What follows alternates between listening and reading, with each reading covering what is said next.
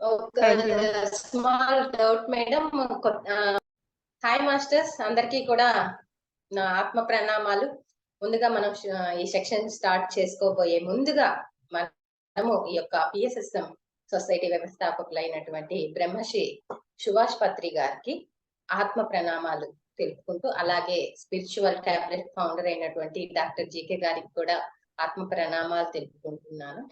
అలాగే తిరుపతి లక్ష్మీ ప్రసన్న మేడం గారు, ఫస్ట్ నుంచి కూడా నన్ను గైడ్ చేస్తూ మేడంతో కలిసి వర్క్ చేస్తున్నాను. అలాగే నాకు ఎంతో జ్ఞానాన్ని అందించినటువంటి మా కుటుంబ సభ్యులు అందరికీ కూడా గురువుగా భావించి అందరికీ ఒకసారి యూనివర్సిటీ అందరికీ కూడా ఆత్మ ప్రణామాలు తెలుపుకుంటూ ఈ సెక్షన్ ని స్టార్ట్ చేసుకుందాము. లక్ష్మీ మేడం వాయిస్ ఓకేనా? Okay ma'am. చిన్న రిక్వెస్ట్ ఓకే. మేడం, మీ ఫోన్ ఇట్లా బెటరా? ఎందుకంటే ఫుల్ స్క్రీన్ రావట్లేదు. అవునా? ఓకేనా? తిప్పి పెట్టండి, మీ ఫోన్ తిప్పి పెడితే.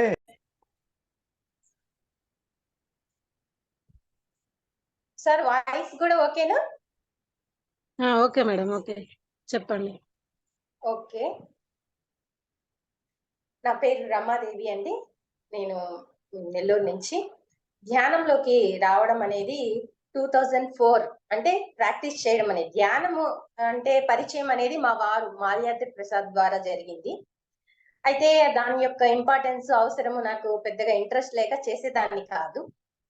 2004 నుంచి ఒక సిచ్యువేషన్ ఫేస్ చేసి, ఓకే లైఫ్ లో ఇలాంటి సిచ్యువేషన్స్ కూడా ఉంటాయా, వాటిని ఫేస్ చేయాలి అంటే మనీతోనూ డాక్టర్స్ తోనూ కాదు, ఇంకా ధ్యానమే శరణ్యం అనేటువంటి అవగాహనతోటి మెడిటేషన్ అనేది స్టార్ట్ చేశాను. అది చేసిన తర్వాత ఆ బిఫోర్ మెడిటేషన్ ఆఫ్టర్ మెడిటేషన్ ఒక లైఫ్ ని అర్థం చేసుకోవడంలోను, నన్ను నేను చూసుకోవడంలోను, ప్లస్ ఈ లైఫ్ ఏంటి, ఈ జన్మ ఎందుకు వచ్చామో, అసలు ఈ భూమి మీద ఈ జన్మ ఎందుకు తీసుకున్నాము, ఏంటి అన్ని అవగాహన అనేది మారిపోయింది. అసలు ఏ సిచ్యువేషన్ ద్వారా నేను ఈ ధ్యానంలోకి వచ్చాను అంటే 98 లో మా వారి ద్వారా నాకు మ్యారేజ్ అయింది. వారి ద్వారా ధ్యానం అనేది తెలిసింది, కానీ ఆచరించేదాన్ని కాదు. మా వారి మటుకు ప్రాక్టీస్ చేసుకుంటుంటారు, ఆయనకి ఇబ్బంది కలిగించను, అలా అని నేను చేసేదాన్ని కాదు. మా వారి పాటికి క్లాసెస్ కి వెళ్ళడం, బుక్స్ చదువుకోవడం, తన వర్క్ తను చేసుకునేవారు. నన్ను చేయమని చెప్పినా నాకు ఇంట్రెస్ట్ లేదండి అని చెప్పేదాన్ని. నాకు ఇంట్రెస్ట్ లేదు, టైం లేదు అని చెప్పేదాన్ని. ఎప్పుడైతే 2004 లో నాకు ఒక పాప బాబు అండి. పాప 2002 లో బాబు. 2004 అంటే బాబుకు 3 years ఉన్నప్పుడు బాబుకు ఫీవర్ ఎక్కువ అయిపోయి ఫిట్స్ లాగా వచ్చి మిడ్ నైట్ ఇంకా స్పృహ లేకుండా అయిపోయింది. అప్పటికప్పుడు ఇమ్మీడియట్ గా డాక్టర్ దగ్గరికి తీసుకెళ్లడము, ఆ డాక్టర్స్ చెప్పడం ఏమిటి అంటే, ఏమమ్మా ఇప్పటికిప్పుడు మీ సిచ్యువేషన్ ఇది అని మేము చెప్పలేము, తెల్లారితే గాని మేము ఈ కండిషన్ చెప్పలేము అని చెప్పారు. అంటే ఓకేనా కాదా అన్నటువంటి డైలమా. ఈ మిడ్ నైట్ నుంచి తెల్లవారేలోపు నా యొక్క మానసిక పరిస్థితి చూడండి. అప్పటి వరకు లైఫ్ బాగా చదువుకుంటూ ఉంటే సంబంధం రావడం, మ్యారేజ్ అయిపోవడము, ఆ తర్వాత కూడా ఎలాంటి ఓయమ్మ ఇంత పెద్ద ప్రాబ్లమా అనేటువంటి ఏది లేదు. జస్ట్ నార్మల్ గా లైఫ్ లీడ్ చేస్తున్నాము, ఉన్నంతలో హ్యాపీగా ఉన్నాము. ఏవో చిన్న చిన్నవి వచ్చినా కూడా అప్పటికప్పుడు సర్దుకుపోయి.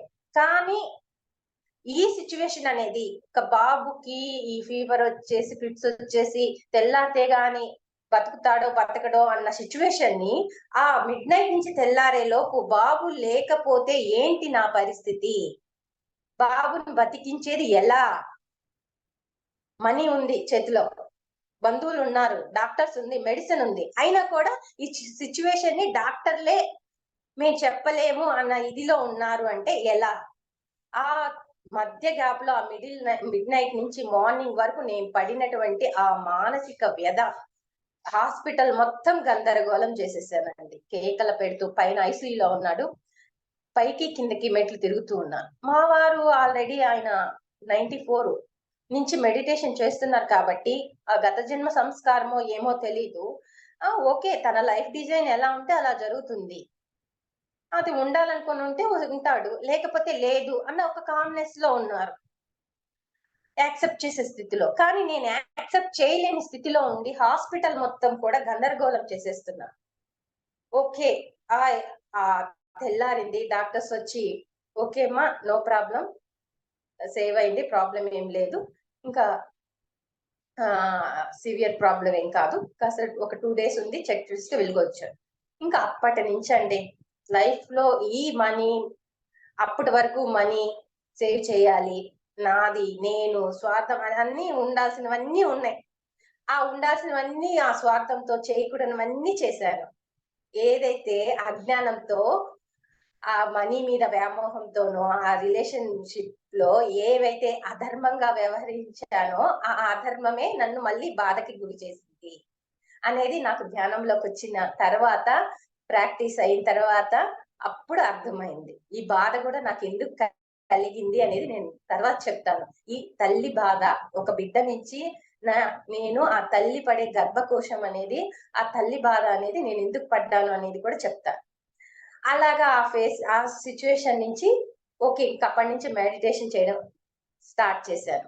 ఇంతకుముందు మా వారు చేయమంటే అసలు టైం లేదు అనే నేను దాని యొక్క ఇంపార్టెన్స్ ఇదేందో తెలుసుకోవాలి, చనిపోకూడదా అంటే చనిపోకూడదని కాదు, ఇలాంటి సిచ్యువేషన్స్ ని కూడా తట్టుకోగలిగే శక్తి నాకు కావాలి, అవగాహన చేసుకోగలిగే ఇది కావాలి అని మెడిటేషన్ అనేది స్టార్ట్ చేశారు. ఎలా అంటే 24/7 లో ఎక్కువ టైము క్లాసెస్, సార్ స్పీచెస్ ఉంటాయి కదా, పత్రిసా స్పీచ్ వినడము, 24 గంటలు ఎక్కువ ఎప్పుడు వీలైతే అప్పుడు కూర్చొని మెడిటేషన్ చేయడం. ఎక్కడ క్లాసులు ఉన్నాయంటే నెల్లూరు సరౌండింగ్ లో, తిరుపతి, నాయుడుపేట, సూలూరుపేట, ఎక్కడ క్లాసులు ఉన్నాయి, కావిల్లోన ఎక్కడ ఉన్నాయంటే అక్కడికి వెళ్ళిపోవడం, ధ్యాన మహాచక్రం అంట పరిగెత్తడం. ఇంతకుముందు అంటే అసలు టైం లేదు నాకు అనేసి సాక్ష్యం అదే అంటారు చూడండి, మనసుంటే మార్గం ఉంటుంది అని. వంట చేసుకుంటూ కూడా ఈవెన్ అక్కడ టేప్ రికార్డ్ ఆన్ చేసేసి పత్రి గారి స్పీచెస్ వింటూ వంట చేసుకుంటూ ఉండేదాన్ని. అర్ధరాత్రి మెలకు వస్తే గోడ కానుకొని బీరువా కానుకొని మెడిటేషన్ చేస్తూ ఉండేది. మా ఆయన ఇంట్లో వాళ్ళు ఆశ్చర్యపోయేవాళ్ళు, ఏంటి ఈ అమ్మాయి ఇలా చేస్తుంది అని. అలాగా ఎదగాలి, తెలుసుకోవాలన్న తపనతో ఎక్కడ క్లాసెస్ ఉంటే అక్కడికి వెళ్ళడము, బుక్స్ చదవడము. ఇంకా ఎదగాలి అన్నప్పుడు క్లాసెస్ లో ఇంకా అమ్మ మీకు తెలిసింది చెప్తూ ఉంటే ఇంకా ఎదుగుతారు అన్నప్పుడు ఎలా చెప్పాలి ఏంటి అనేది చెప్పడము, స్కూల్స్ కి వెళ్ళి చెప్పడము, మా పిల్లలు చదివే స్కూల్స్ లోనే మాస్టర్ నాయుడుపేట రాఘవేంద్ర సార్ గారిని పిలిచి క్లాస్ అరేంజ్ చేయడము, ఇలా మాస్టర్స్ ని పిలిచి తీసుకువెళ్ళి క్లాసెస్, స్కూల్స్ లో క్లాసెస్ పెట్టించడము. అలా ఎవరన్నా వంశీ సారు, తటపర్తి వీరరాఘవరావు సార్ వీళ్ళు వస్తే ఇంట్లో క్లాసెస్ అరేంజ్ చేయడము, ఇలా చేస్తూ వచ్చాము. ఇంకా ఇచ్చేసిన తర్వాత రాజకీయంగా పిరమిడ్ పార్టీ ఎలక్షన్స్ వచ్చినప్పుడు ఓకే, ఇక్కడ మన పార్టీ ప్రచార పరంగా ధ్యానం ప్రచారం చేస్తే మనం ఇంకా వర్క్ చేస్తే బాగుంటుంది కదా అనే ఆలోచనతో ఉదయగిరి నుంచి మా వారి ఎమ్మెల్యేగా నిలబడి పోటీ చేయడము ధ్యాన ప్రచారం నిమిత్తం. అలాగే నేను ఆత్మకూరు నుంచి నిలబడి ఎమ్మెల్యేగా ప్రచారం చేయడం స్టార్ట్ చేశాము. అప్పుడు నిలబడి ఆ పిరమిడ్ పార్టీ వర్క్ చేస్తున్నప్పుడు నాకు డాక్టర్ జీకే గారి యొక్క పరిచయం అనేది జరిగింది. అలాగే లక్ష్మీ ప్రసన్న మేడం గారి యొక్క పరిచయం కూడా. అప్పుడు ఆ వర్క్ లో సపోర్టివ్ గా సార్ వాళ్ళు నెల్లూరు వచ్చి ఉండి అక్కడ నిలబడ్డ వాళ్ళకి ఎలా వర్క్ చేయాలి అన్ని విధాలా కూడా హెల్ప్ సపోర్ట్ ఇచ్చారు. అప్పుడు నాకు డాక్టర్ జీకే గారు ప్లస్ తిరుపతి లక్ష్మీ ప్రసన్న మేడం గారు పరిచయం అయ్యారు. ఆ తర్వాత ఈ స్పిరిచువల్ టాబ్లెట్స్ గురించి అవగాహన వచ్చి క్లాసెస్ అటెండ్ అవ్వడము, అటెండ్ అయిన తర్వాత ఈ సబ్జెక్ట్ మీద ఇంకా తెలుసుకోవాలన్న ఇది సబ్జెక్ట్ బాగా చదవడం, ఆ బుక్స్ చదవడము. ఓకే, నేను కూడా సెంటర్ రన్ చేయాలి అని ఆలోచన వచ్చి ఒక సెంటర్ రన్ చేయడము, సెంటర్ రన్ చేసి కేర్ షీట్స్ కౌన్సిలింగ్స్ ఇవ్వడము.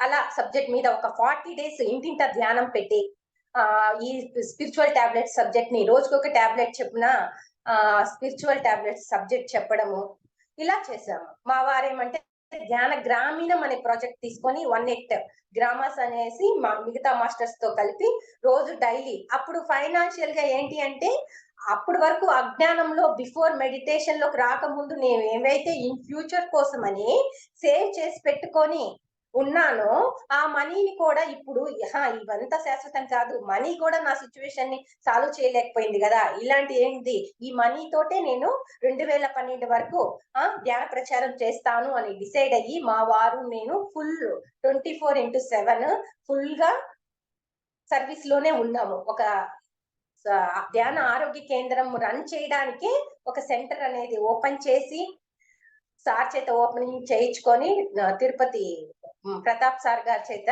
ఓపెన్ చేయించేస్తారు జికే సార్ గారు. అది చేసి అక్కడ అందరికి వచ్చిన వాళ్ళు కౌన్సిలింగ్ తీసుకోవాల్సిన వాళ్ళకి కౌన్సిలింగ్ ఇస్తూ మేడమ్స్ ద్వారా మాట్లాడిస్తూ క్లాసెస్ అరేంజ్ చేస్తూ అలా నేను ఇంటి దగ్గర ఉండి క్లాసెస్ చూసుకునేదాన్ని.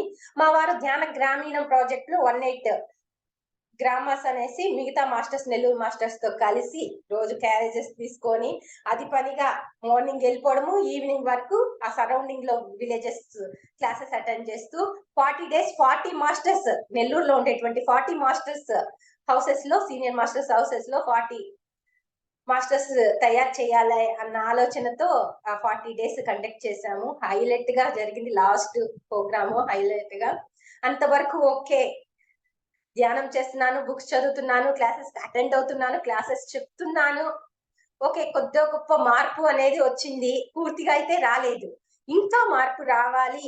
అసలైన ఆధ్యాత్మికత అంటే ఏంటి అనేది 2012 తర్వాత నుంచి నాలో మార్పు స్టార్ట్ అయింది మాస్టర్స్. అసలు ఆధ్యాత్మికత అంటే ఏంటి, ఈ క్లాసెస్ ద్వారా, బుక్స్ ద్వారా, ధ్యానం ద్వారా, సేవ ద్వారా తెలుసుకున్న ఆధ్యాత్మికతని మన జీవితంలో ఎంతవరకు అప్లై చేస్తున్నాము ఏంటి అన్నది నెక్స్ట్ నాకు ఇంప్లిమెంటేషన్ స్టార్ట్ అయింది. ఆ స్పిరిచువాలిటీ అసలు అంటే ఏంటి, అంత మంచే జరిగిద్దా, చెడు జరిగినా కూడా మంచిగా ఒక స్థిత ప్రజ్ఞతతో లాభ నష్టాల్లో, జయాపజయాల్లో, మానవమానాల్లో ఎలా ఉండాలి, ఎలా ఉంటే ఆత్మజ్ఞాని అంటారు, యోగి అంటారు. బిఫోర్ ఆ మెడిటేషన్ అనే కంటే స్టార్టింగ్ మెడిటేషన్ వచ్చిన కొత్తల్లో కూడా ఈ క్లాసెస్ ఇవన్నీ ఇంత విన్న తర్వాత ఆ మెడిటేషన్ చేస్తే అంత పాజిటివే, ఏం నెగిటివ్ అనేది ఉండదు. అయితే ఒక నెగిటివ్ అనేది ఉన్నా దాన్ని ఎలా తీసుకోవాలి, ఒక యోగి తత్వంలోకి మారడం అనేది 2012 తర్వాత స్టార్ట్ అయింది. ఓకే, అవన్నీ కూడా తెలుసుకుంటూ చేసుకుంటూ మళ్ళీ ఈ సర్వీస్ ఆనంద బ్రహ్మ ప్రోగ్రామ్ అనేది ఆన్లైన్ కరోనా టైంలో జూమ్ సెక్షన్ లో ఆన్లైన్ లో అనేది కండక్ట్ చేసే దానికి వర్క్ చేయడము, ఇలాగా సర్వీస్ పార్ట్ చేసుకుంటూ మిడిల్ లో బ్రేక్ అనేది వచ్చింది లెర్నింగ్ టైంలో. అప్పుడు సర్వీస్ లో ఉండలేకపోయాను. అది కూడా నాకు లెర్నింగ్ టైము ప్లస్ కర్మ టైము అనుకున్నాను. ఆ లెర్నింగ్ ద్వారా ఏమైందంటే, ఏదైతే నేను 40 days ఈ స్పిరిచువల్ టాబ్లెట్ అనేటువంటి సబ్జెక్ట్ ని థియరిటికల్ గా వాళ్ళకి ఎక్స్ప్లెయిన్ చేసి చెప్పానో అదంతా కూడా 2012 నుంచి నా లైఫ్ లోకి ఒక నా ఓన్ ఎక్స్పీరియన్స్ గా, అనుభవ జ్ఞానంగా మారడం స్టార్ట్ అయింది. ఒక్కొక్క లెసన్, ఒక్కొక్క టాబ్లెట్ నాకు అవగాహనలోకి రావడం అనేది స్టార్ట్ అయింది. ఇవంతా ఏంటి, స్పిరిచువల్ టాబ్లెట్స్ అంటే నథింగ్ బట్ ఆత్మజ్ఞానానికి అదే, కానీ ఇంకొక రూపంగా. ఇప్పుడు మనం ఒక ఏదైనా హెల్త్ ప్రాబ్లం వస్తే ఏదైనా ఒక టాబ్లెట్ వేసుకుంటాం, జ్వరానికి ఒకటి, తలనొప్పికి ఒకటి, అంటే మనకు ఉండేటువంటి ఫిజికల్ ఇల్నెస్ ని బట్టి. ఇన్ ది సేమ్ వే మన ఫిజికల్ లైఫ్ లో ఎలా ప్రాబ్లం వస్తే డాక్టర్స్ ఇచ్చేటువంటి మెడిసిన్ ఉంటుందో, అలాగే స్పిరిచువల్ గా మన ఆధ్యాత్మిక ప్రయాణం చేస్తున్నప్పుడు ఒక ఆత్మజ్ఞానిగా, ఒక మానవత్వం నుంచి ఒక దైవత్వానికి ఎదుగుతున్న మార్గంలో మనం ఉన్నాం. ఒక ధ్యానంలోకి వచ్చాము అంటేనే ఆడ మీనింగ్ ఏదో ఒక హెల్త్ ప్రాబ్లమో, వెల్త్ ప్రాబ్లమో, రిలేషన్ ప్రాబ్లమో అది పైకి కనిపించేటువంటి కారణం మటుకే. దాని వెనకనున్న రీజన్ ఏమిటి అనేది నేను తర్వాత అవగాహన అయింది. ఏంటి అంటే, ఆ వెనకనున్నటువంటి కారణము నువ్వు ఒక భగవంతుడి స్థాయికి చేరడానికి ఎంచుకున్న మార్గము.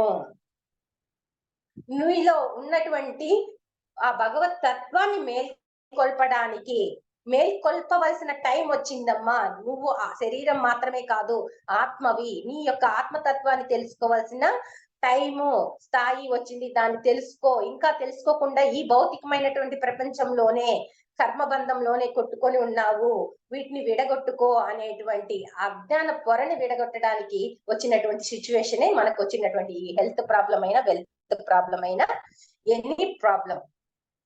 దాన్ని ఎప్పుడైతే నేను అవగాహన చేసుకున్నానో ఓకే, అయితే ఒక మానవత్వంగా, మానవులుగా ఉన్న మనము ఒక భగవంతుడిగా తయారు. ఆల్రెడీ మనం భగవంతుడు అని అంటున్నాము బై క్లాసెస్ ద్వారా, కానీ ఓన్ ఎక్స్పీరియన్సెస్ అవ్వాలి కదా. ఒక భగవత్ స్థాయిలో, ఒక భగవత్ తత్వమే మనము అన్నప్పుడు ఆ భగవత్ స్థాయిలో మనం ఉండగలుగుతున్నామా? క్లాసెస్ లో వరకు ఓకేగా ఉంటున్నామా? ఇంటికి వచ్చాక అదే భగవత్ తత్వంతో, అదే ప్రేమ తత్వంతో, అదే సహనంతో మనము ఇంటికాడ ఉండగలుగుతున్నామా? అసలు ఈ కర్మలు ఏంటి, ఈ అనారోగ్యాలు ఎందుకు క్రియేట్ అవుతున్నాయి, ఏంటి అనేది తెలియకుండా మనం అజ్ఞాన పొరలతో చేసినవే మళ్ళీ తిరిగి అనుభవిస్తున్నాము అనేది అవగాహన అవుతూ వచ్చింది ఎక్స్పీరియన్సెస్ ద్వారా. నేను చెప్పాను కదా, ఆ మనం అనుకుంటాం ఈ ధ్యానం చేస్తే ఏ హెల్త్ ప్రాబ్లం అయినా ఎట్లా అయినా పోతుంది అనేసి. ఈ స్పిరిచువల్ టాబ్లెట్ లో ఏంటి అంటే, అమ్మ నీకు వచ్చిన కష్టం ఏంటి, అది శారీరకంగా అయినా మానసికంగా అయినా సాంఘికంగా అన్నా ఫైనాన్షియల్ గా అన్నా ఒక స్పిరిచువల్ గా అయినా ఏదైనా నీకు ప్రాబ్లం వచ్చింది నువ్వు వెళ్ళే ఆధ్యాత్మిక మార్గంలో అంటే, అక్కడ నువ్వు ఒక భగవంతుడిగా తయారయ్యే మార్గంలో ఉన్నావు కాబట్టి భగవంతుడికి ఉండేటువంటి స్థాయిలో నీ గుణాలు సరిపోనప్పుడు నీ యొక్క గుణ మార్పిడి కోసం నీ యొక్క ఆ సిచ్యువేషన్స్ ఏర్పడతాయి అనేది ఇక్కడ ఉండేటువంటి లెసన్. మనం ఏమంటాము మహావాక్యాలు, ప్రజ్ఞానం బ్రహ్మ, అహం బ్రహ్మాస్మి, సర్వం కల్విదం బ్రహ్మ, అయం ఆత్మ బ్రహ్మ, తత్వమసి, ఇది చెప్పుకుంటాం. అయితే సర్వం కల్విదం బ్రహ్మ అన్నప్పుడు కేవలం మనుషులమేనా, బ్రహ్మ పదార్థము, జంతువులు, వస్తువులు, మన శరీరము అంతా కూడా బ్రహ్మ పదార్థమే. అయితే ఆ బ్రహ్మ పదార్థము, ఆ భగవంతుడు మనకు సహకరించట్లేదు, ఈ శరీరం నాకు సహకరించట్లేదు, అనారోగ్య పాలయ్యాను అంటే ఆ గుణానికి నువ్వు సరిగా లేవు, ఆ భగవతత్వానికి నువ్వు సరిగా లేవు. నేను ఇది శరీరము, నేనే ఆత్మ పదార్థం అని తెలుసుకోకుండా నేను శరీరం అనుకొని ఈ సమాజంలో ఉండేటువంటి వ్యక్తులతో ఇదే మాయా ప్రపంచానికి లోబడి మనము అధర్మ పరంగా చేసినటువంటి ఆ కర్మల్ని మనం మళ్ళీ ఈ యొక్క ఫలితాల్ని రోగాల రూపంలోనో కష్టాల రూపంలోనో దుఃఖాల రూపంలో అనుభవిస్తూ ఉన్నాము. ధ్యానం చేస్తే రోగాలు పోతాయి. ఎలా పోతాయి? అది అసలు ఎందుకు చేస్తే, ఏం చేస్తే నీకు ఈ అనారోగ్యం వచ్చింది, ఫస్ట్ అవగాహన ఉండదు. జస్ట్ ధ్యానం చేస్తే పోతాయి, ఓకే కరెక్టే. ఆ తర్వాత నెక్స్ట్ మనం తెలుసుకోవాల్సింది అంటే అసలు ఎందుకు వచ్చింది ఈ అనారోగ్యం, ఎందుకు రావాల్సి వచ్చింది, దానికి నేను ఎందుకు బాధ్యుని అయ్యాను ఆ అనారోగ్యానికి. అనారోగ్యం అంటే ఇది కేవలం శారీరకమైనటువంటి అనారోగ్యమే కాదండి. శారీరకమైన అనారోగ్యము మానసికమైనది, సాంఘిక పరమైనది, ఆర్థిక పరమైనది, ఆధ్యాత్మిక అన్ని ఉన్నా కూడా ఏదో తెలియని తనంగా ఉంటది, ఆత్మ కొరతగా ఉంటది, ఆత్మ తెలుసుకోలేకపోతే. ఈ 4 లెవెల్స్ లోనూ మనం హ్యాపీగా ఉంటేనే దాన్ని సంపూర్ణ ఆరోగ్యము అంటారు. ఆ ఈ వెల్త్ ఏది ఉన్నా కూడా మనము కంప్లీట్ గా హెల్త్ గా ఉన్నట్టు కాదు. అయితే ఇది ఎందుకు వచ్చింది, ఈ హెల్త్ వెల్త్ ప్రాబ్లం నాకు ఎందుకు వచ్చింది, ఇది పోవాలి అని ధ్యానం చేస్తున్నాను, ఓకే ధ్యానం చేసి పోగొట్టుకున్నాను, మళ్ళీ తప్పు అదే రిపీట్ చేస్తే అది దాన్ని మళ్ళీ దాన్ని మళ్ళీ దాన్ని పోగొట్టుకోవడం, మళ్ళీ ధ్యానం చేయాలి. అలా కాకుండా అసలు ఎందుకు వచ్చింది అని దాని మూలంలోకి వెళ్ళి ఏ ఆధర్మపరమైనటువంటి వర్క్ కర్మ నేను చేయడం వల్ల ఇది వచ్చింది అనే దాని మూలంలోకి వెళ్ళి తెలుసుకున్నప్పుడు మళ్ళీ మనం దాన్ని చెయ్యము. అలా కాకుండా నేను ధ్యానం చేశాను, పూజ చేశాను, ఆ భగవంతుడికి హోమం చేశాను, అభిషేకాలు చేశాను, ఇన్ని వేల పూజలు చేశాను, జపాలు చేశాను, ఓకే ఈ ప్రాబ్లం ఇప్పటికి సాల్వ్ అయింది, మళ్ళీ పోయి అదే తప్పు చేస్తాము, మళ్ళీ రిపీట్ అవుతుంది. ఎన్నిసార్లని? అలా కాకుండా అసలు రాకుండానే ఆ మూలంలోకి వెళ్ళి మనం సరి చేసుకున్నప్పుడు మనము మళ్ళీ మళ్ళీ ఈ అనారోగ్యాల వెంట, ఈ సమస్యల వెంట మనము వెళ్ళము అన్నది నాకు అవగాహన అయింది. అయితే ఈ అప్పటికి అవగాహన అయింది. ఆల్రెడీ ఈ జన్మలో ధ్యానంలోకి రాకముందు వచ్చిన అవగాహన, ధ్యానంలోకి వచ్చిన వెంటనే కూడా అవగాహన కాదు కదా, జ్ఞానం రాదు కదా, బుద్ధి వికసించదు కదా. అలాంటి స్థాయిలో కూడా కొన్ని అధర్మపరమైనటువంటి అజ్ఞానపు పనులు చేస్తుంటాం కదా, వాటి యొక్క కర్మ ఫలితాన్ని అనుభవించాలి కదా. అవి ఎదురైనప్పుడు ఎలా తీసుకోవాలి, నేను ఎలా తీసుకున్నాను అనేది ఎక్స్ప్లెయిన్ చేస్తాను మేడం. ఏంటి అంటే చెప్పాను కదా, నా బాబుని దూరం అయ్యి చనిపోయి దూరం అయ్యేటువంటి సిచ్యువేషన్ నాకు ఎందుకు వచ్చింది అనేది ధ్యానం వచ్చిన కొత్తల్లో తెలియలేదు. సాధన చేయగా ఒకానొక రోజు నాకు రియలైజ్ అయింది, ఈ సిచ్యువేషన్ నాకు ఎందుకు వచ్చింది అని చెప్పేసి మాస్టర్స్ అవగాహన చేయించారు.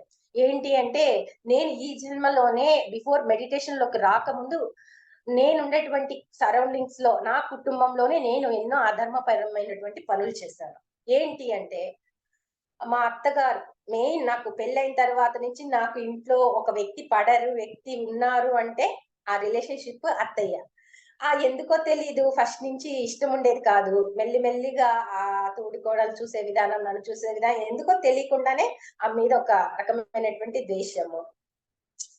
ఓకే. ఎలాగూ మామూలుగా ఒక సహజంగా ప్రాపంచిక జీవితంలో ఉండేటువంటి అటుపోట్లు అన్నీ మా ఇద్దరి మధ్య జరిగాయి. అయితే తెలియకుండానే ధ్యానంలోకొచ్చినా గూడా యాక్సెప్ట్ చేసేదాన్ని కాదు. అవన్నీ జరిగిన ఆ అజ్ఞాన స్థితిలో ఏం చేశాము అంటే, ఒకానొకసారి మా మామయ్య గారు చనిపోయిన సిట్యుయేషన్‌లో మేము సపోర్ట్ ఉండాల్సిన టైంలో, అంటే మా అత్తయ్య అందరు జాయింట్ ఫ్యామిలీ.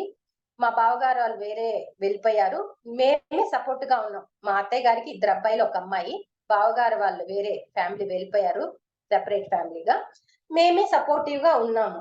కానీ నాకు అప్పుడు అవగాహన లేదు, జ్ఞానం లేదు కాబట్టి ఏం చేశాను, నేను, నా భర్త, నా పిల్లలు హ్యాపీగా ఉండాలి. ఈ జాయింట్ ఫ్యామిలీలో ఊళ్ళో ఉండి వీళ్ళందరికీ మేమెందుకు సర్వ్ చేయాలి? మా వారెందుకు మనీ ఖర్చు పెట్టాలి? అనేటువంటి ఒక స్వార్థ బుద్ధి అనేది ఏర్పడింది. ఏర్పడి ఏం చేశాను, ఓకే. బావగారు వాళ్ళు వెళ్ళి హ్యాపీగా ఉన్నారు కదా సెపరేట్ గా ఉండి, మాకెందుకు ఈ తలనొప్పంతా అని మా వారిని బలవంత పెట్టి ఏం చేశానంటే వేరే కాపురం పెట్టించానండి.